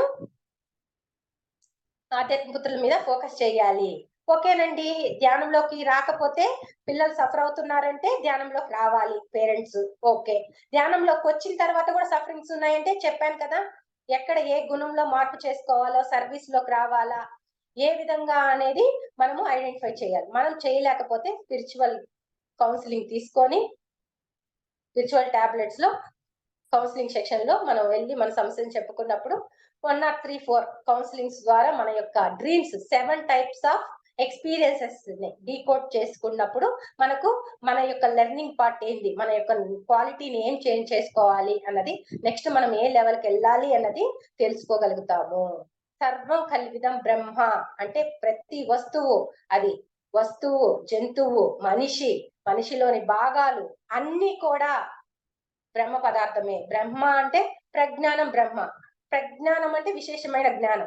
అయితే ఆ జ్ఞానం నీలో లోపడినప్పుడు నీకు అనారోగ్యం వస్తుంది. ఫర్ ఎగ్జాంపుల్ థైరాయిడ్ ప్రాబ్లం ఉంది, ఓకే ధ్యానం చేసి తగ్గించుకున్నావు, నాలెడ్జ్ లెవెల్కి వచ్చినప్పుడు మళ్ళీ కొద్ది రోజులు అయ్యాక మళ్ళీ సఫరింగ్ అవుతున్నా. నాలెడ్జ్ లెవెల్లో ఉన్న వాళ్ళకి ధ్యానం చేసినా తగ్గదు. అక్కడ ఏంటి, భగవంతుడు ఇచ్చినటువంటి ఈ వాక్కుని నువ్వు సరి అయిన విధంగా వాడకుండా అనవసరమైన మాటలా, నెగిటివ్ మాటలా, ఏయో మాట్లాడుతున్నావా, అవి మాట్లాడకూడదు. నీ వాక్ శుద్ధి కావాలి అని వాక్క్షేత్రం అనే బుక్ చదవడము, థైరాయిడ్ అనే బుక్ చదవడము, అలా చదవడము. కొంతమందికి ఇది ఒకటే కాదు, ఎన్నో కోణాల్లో ఉంటాయండి సొల్యూషన్స్. సంగీతం నేర్చుకోవాలనే ఒక కోరిక ఉండి కూడా నేర్చుకోలేకపోవడము, అది ఒక one of the reason. Next ఇంకోటి థైరాయిడ్ కి మనలోని భావ వ్యక్తీకరణ, ఎన్నో ఎమోషన్స్ లోపల ఉంటాయి, భావాలు ఉంటాయి, కానీ బయట వాళ్ళకి చెప్పాలి, ఇంట్లో వాళ్ళతోనే షేర్ చేసుకోలేము. ఆ భావ వ్యక్తీకరణ చేసుకోలేనప్పుడు కూడా అది ప్రాబ్లం రావచ్చు. అంటే ఏది కారణం అనేది మన యొక్క డ్రీమ్స్ ని బట్టి, మెడిటేషన్ లో వచ్చేటువంటి థాట్ ఎక్స్పీరియన్స్ ని బట్టి, కో ఇన్సిడెన్స్ ని బట్టి, బై బుక్ ద్వారానో, బై ఎక్స్పీరియన్స్ ద్వారానో, ఇలా 7 టైప్స్ ఆఫ్ ఎక్స్పీరియన్సెస్ ద్వారా మనం ఐడెంటిఫై చేయగలము. మనం చేయలేకపోతే కౌన్సిలర్స్ ద్వారా ఐడెంటిఫై చేసి మన యొక్క ప్రాబ్లం ని సాల్వ్ చేసుకోవచ్చు. ఇలా సర్వం కలివిదం బ్రహ్మ అనేటువంటి వృత్తిపరంగా హ్యాండ్స్ షోల్డర్స్ కి వస్తే రెస్పాన్సిబిలిటీ, ఇంట్లో రెస్పాన్సిబిలిటీ తీసుకోలేకపోతున్నావా, లేకపోతే స్పిరిచువల్ గా ఒక సంఘ ధర్మంగా ఉండి నువ్వు రెస్పాన్సిబిలిటీ తీసుకోకపోతే షోల్డర్స్ సంబంధించినటువంటి పెయిన్. హ్యాండ్ కి గివ్ అండ్ టేక్ సేవ, అది మనీ ఇవ్వడంలోనా, జ్ఞానం ఇవ్వడంలోనా, ప్రేమ, ఎక్కడ నువ్వు ఇవ్వడంలో తీసుకోవడంలో డిఫాల్ట్ గా ఉన్నావు అక్కడ నువ్వు సరి చేసుకో. అక్కడ సరి చేసుకోమని ఇండికేషన్ ఇవ్వడానికి మనకు హ్యాండ్ కి సంబంధించిన ప్రాబ్లమ్. అలాగే హార్ట్ కి గ్యాస్ ట్రబుల్ ఏంటి, మన లెగ్స్ కి, అలా ఎవ్రీ పార్ట్.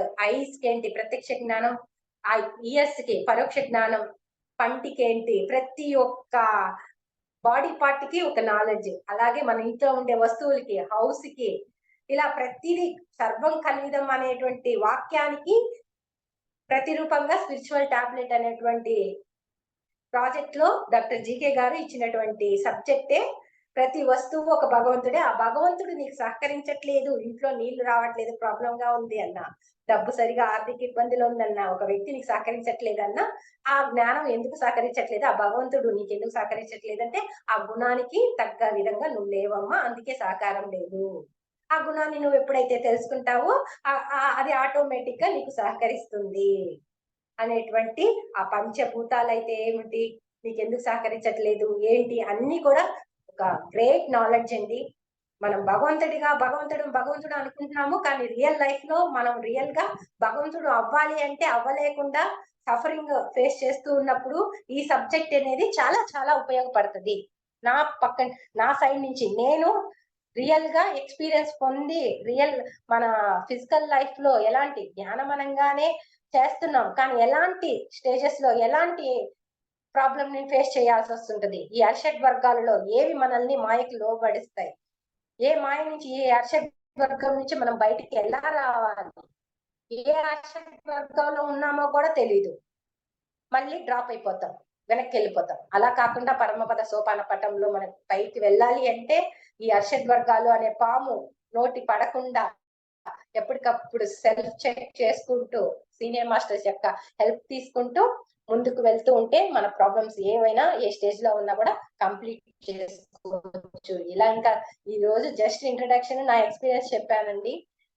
సబ్జెక్ట్ పరంగా తీసుకుంటే సారు టోటల్ గా 550 అంటే 550 టాబ్లెట్స్. అంటే ఇక్కడ ఏం లేదు, ఒక స్పిరిచువల్ నాలెడ్జ్.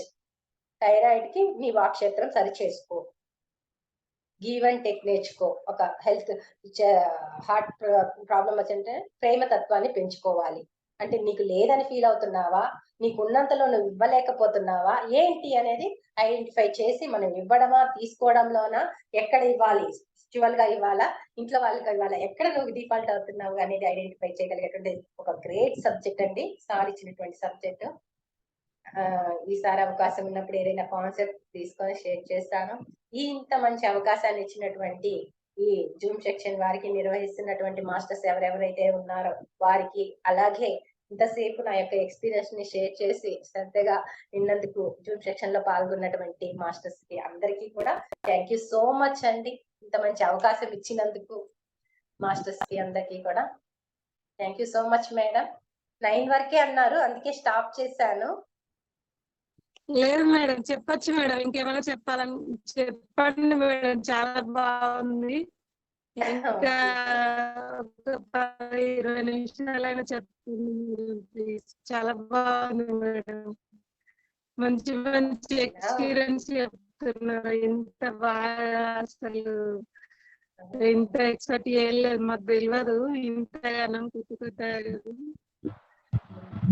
చాలా బాగుంది మేడం. ఓకే చెప్పండి మేడం. డౌట్ ఇంకా అడగండి. చెప్పాలనుకుంటే ఇంకొంచెం. ఓకే, మీరు ఏదైనా జస్ట్ మీకు ఏదైనా డౌట్ ఉన్నా అడగండి.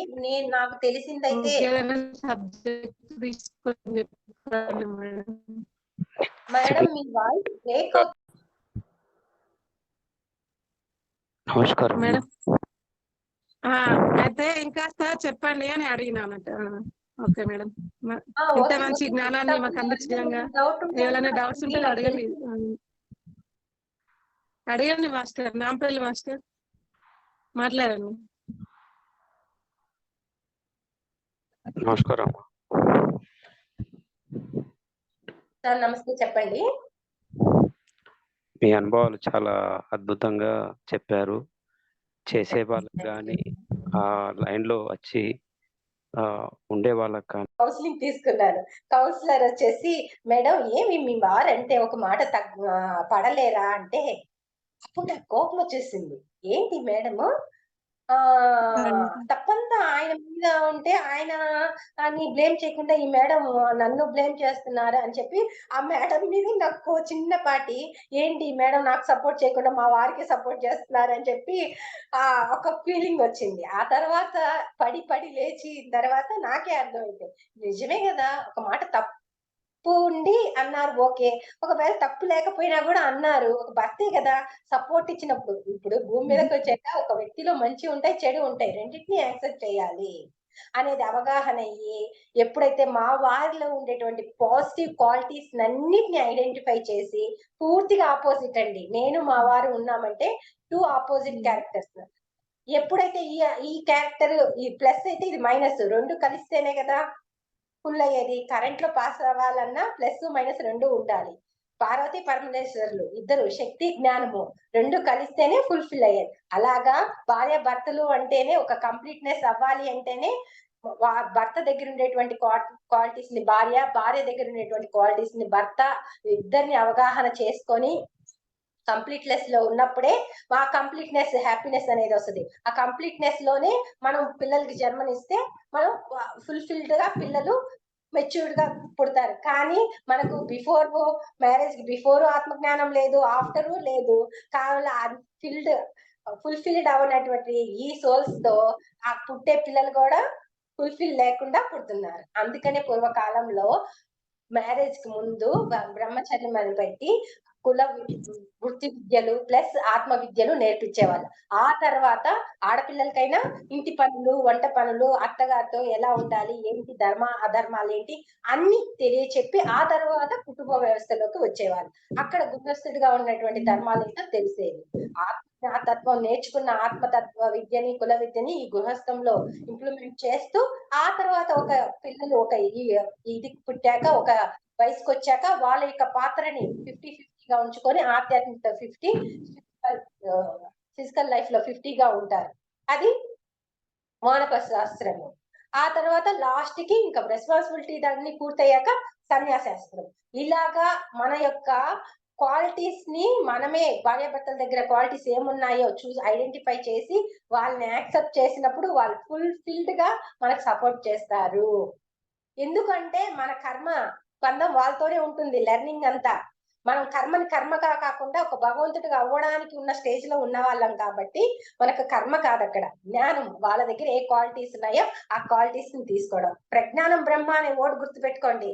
జ్ఞానం అహం బ్రహ్మాస్మి అన్నాం అంటే నేను జ్ఞానాన్ని, సర్వం కల్పితం బ్రహ్మ అన్నాం అంటే ప్రతి ఒక్కటి జ్ఞానం. అంటే నా భర్త రూపంలో ఉన్న, నా పిల్లవాడి రూపంలో ఉన్న, మా అత్తగాడి రూపంలో ఉన్న, మా తోడుకోడల రూపంలో ఉన్న వాళ్ళు, నా బిజినెస్ మ్యాన్ వారి రూపంలో ఉన్న వాళ్ళు భగవంతులే. అంటే జ్ఞాన రూపంలో వాళ్ళ దగ్గర ఏ జ్ఞానం ఉంది, ఆ జ్ఞానము నా జ్ఞానము కలిస్తేనే ఫుల్ఫిల్ అవుతాను. కానీ వాళ్ళు నాకు నచ్చరు, వాళ్ళు బాధ పెట్టారు, నన్ను నష్టపెట్టారు, వాళ్ళని నేను ప్రేమించను అనుకున్నావా, నువ్వు ఇంకా ఇన్కంప్లీట్ లోనే ఉన్నట్టు.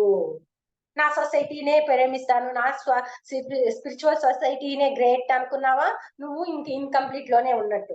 నాకు భారతదేశమే గొప్ప, నా ఇంటి వరకే నేను ప్రేమిస్తాను, నా భారతదేశాన్నే కంట్రీ కల్చర్ మంచిది, ఫారిన్ కంట్రీస్ కల్చర్ మంచిది కాదని బ్లేమ్ చేస్తూ కూర్చున్నావా, ఇంకా నువ్వు ఇన్కంప్లీట్ లోనే ఉన్నట్టే. వాళ్ళ కల్చర్ మనం నేర్చుకోవాలి, మన కల్చర్ వాళ్ళు నేర్చుకోవాలి, అప్పుడే మనం ఫుల్ఫిల్ అవుతాం. అది వ్యక్తి కానీ, సొసైటీ కానీ, సమాజం కానీ, అది ఏదైనా కూడా. ఇంకా నువ్వు గిరిగీసుకొని నా ఇల్లు, నా భర్త, నా దగ్గరే ఉన్నావా, నీ ఎనర్జీ లెవెల్, నీ నాలెడ్జ్ లెవెల్, నీ ప్రేమతత్వం అంతవరకే ఉంది, ఇంకా విస్తరించలేదు. నువ్వు ఈ కుటుంబానికి, నీ ఇంట్లో ఉన్న ఒకరి ఇద్దరు పిల్లలకే తల్లిగా తండ్రిగా కాదు, ఈ జగత్తుకే, ఈ విశ్వానికే తల్లిగా తండ్రిగా మారేంత వరకు మన యొక్క సాధన జరుగుతూనే ఉండాలి. ఒకానొక టైంలో నాకు కొమ్ములు వచ్చేసాయి అన్న ఆధ్యాత్మిక అహంకారం వచ్చేసింది, అంతా తెలిసిపోయిందని. ఆ తర్వాత అర్థమైంది, అమ్మా నీకు ఇంకా తెలుసుకోవాల్సింది చాలా ఉంది, ఒక లెసన్ అయిపోయిన తర్వాత ఇంకో లెసన్ రెడీగా ఉంటది. ఇది నేర్చేసుకున్నానంటే మళ్ళీ టెస్టింగ్ కూడా జరుగుతూ ఉంటది. కాబట్టి ఇక్కడ కంప్లీట్ అనేది లేదు, లెర్నింగ్ అనేది జరుగుతూనే ఉంటది. నీకంటే ఎవరు గొప్ప కాదు, నీకంటే ఎవరు తక్కువ కాదు. అది జంతువైనా, చెట్టు అయినా, ఏదైనా కూడా నీకు నువ్వు యూనిక్, నీకు ఒక ప్రత్యేకత ఉంది అన్నప్పుడు నాకు నేను హ్యాపీగా ఫీల్ అయ్యేదాన్ని. ఒకనొకప్పుడు పక్క వాళ్ళతో కంపేర్ చేసుకొని వాళ్ళలాగా నేను ధ్యానం చెప్పలేకపోతున్నానే, వాళ్ళలాగా ధ్యానం కుదరట్లేదే, వాళ్ళలాగా థాట్ అయ్యే ఎక్స్పీరియన్సెస్ రావట్లేదే, వాళ్ళలాగా సేవ చేయట్లేదే అని కంపేర్ చేసుకొని బాధపడేదాన్ని. నా లైఫ్ ఎక్స్పీరియన్స్ నాది ఒక యూనిక్ వే. భూమి మీద ఇన్ని కోట్ల మంది జనాభా ఉన్నారంటే అన్ని కోట్ల ఆత్మల యొక్క కోణాలు వేరు. ఒకరికి దగ్గరగా పోలికలు అయితే 1-2 ఉండొచ్చు, కానీ యూనిక్, నీకు నువ్వు ప్రత్యేకత. నీ యొక్క జీవిత ప్రయాణంలో నువ్వే హీరో, నువ్వే హీరోయిన్, నువ్వే డైరెక్టర్, నువ్వే కొరియోగ్రాఫర్, అంతా మనమే. మనది యూనిక్, ఎవరితో కంపేర్ చేసుకోవడానికి వీల్లేదు. మనతో మనమే కంపేర్ చేసుకొని, ఓకే ఈ రోజు రమ్మ ఎక్కడుంది, ఇంత సహనంలో ఉందా, 10% లో ఉందా, రేపు 15%, లేదు 20%, 100% అయ్యే వరకు మన యొక్క సిచ్యువేషన్ ఫేస్ చేస్తూ ఉంటాం. ఆ సిచ్యువేషన్ ని శిక్షగా కాకుండా శిక్షణగా తీసుకొని మనం లెర్నింగ్ తీసుకొని పోతూ ఉంటే మనం ఒక ఆధ్యాత్మిక విద్యార్థులం, ఆత్మజ్ఞానాన్ని నేర్చుకొని వచ్చిన ఒక విద్యార్థులం. ఒక ఆట అనుకోవాలి, ఏదైనా తీసుకోవచ్చు, ఒక గేమ్. ఓకే, నువ్వు ఒక దొంగగా వచ్చి ఒక పోలీస్ గా అవ్వాలి అంటే ఆటలో ఇంకొకరిని అవుట్ చేయాలి. అలాగా మనం ఇక్కడికి భూమి మీదకి భగవంతుడిగా వచ్చి ఒక ఏమీ తెలియని ఒక అమాయకుల్లాగా మానవత్వంలోకి వచ్చేసామంటే ఒక గేమ్. ఇన్ని మాయలు ఉంటాయి, ఈ మాయల్ని దాటుకొని నీ యొక్క భగవతత్వాన్ని తెలుసుకోవాలి, అదే మన గేమ్. ఎవరు అవుట్ అవుతారు, ఎవరు ఎన్ని ఛాన్సెస్ తీసుకుంటారో అది వాళ్ళ లెర్నింగ్ బట్టి ఉంటుంది. ఏదైనా కూడా ఒక నాటకంగా తీసుకున్నప్పుడు ఈజీ. అయితే అంత అవేర్నెస్, అంత ఎనర్జీ లెవెల్, అంత నాలెడ్జ్ లెవెల్ లో మనం ఉన్నప్పుడు నిజంగా ఈ జీవితం అనేది ఒక నాటకంగానే ఉంటుంది. హ్యాపీగా డైలాగ్స్ అనేవి ఈజీగా వేయగలం. కానీ ఆ అవేర్నెస్ లేనప్పుడు, అరే నాకే కష్టం వచ్చింది, ఇంత సర్వీస్ చేస్తున్నా, ఇంత ధ్యానం చేస్తున్నా, నాకు ఈ లెసన్ వచ్చిందంటే, నువ్వు ఆ స్థాయిలో ఉన్నప్పుడు నీకు ఆ లెసన్స్ వస్తూనే ఉంటాయి. లెసన్ మనం కంప్లీట్ అయిపోతే ఇంక ఈ భూమి మీద వర్క్ లేనప్పుడు మనం ఉండం. మన వర్క్ అయిపోయినప్పుడు మనం వెళ్ళిపోతాం. ఇంకా ఉన్నాము, ఇంకా ఉంది అంటే లెర్నింగ్ ఉందని.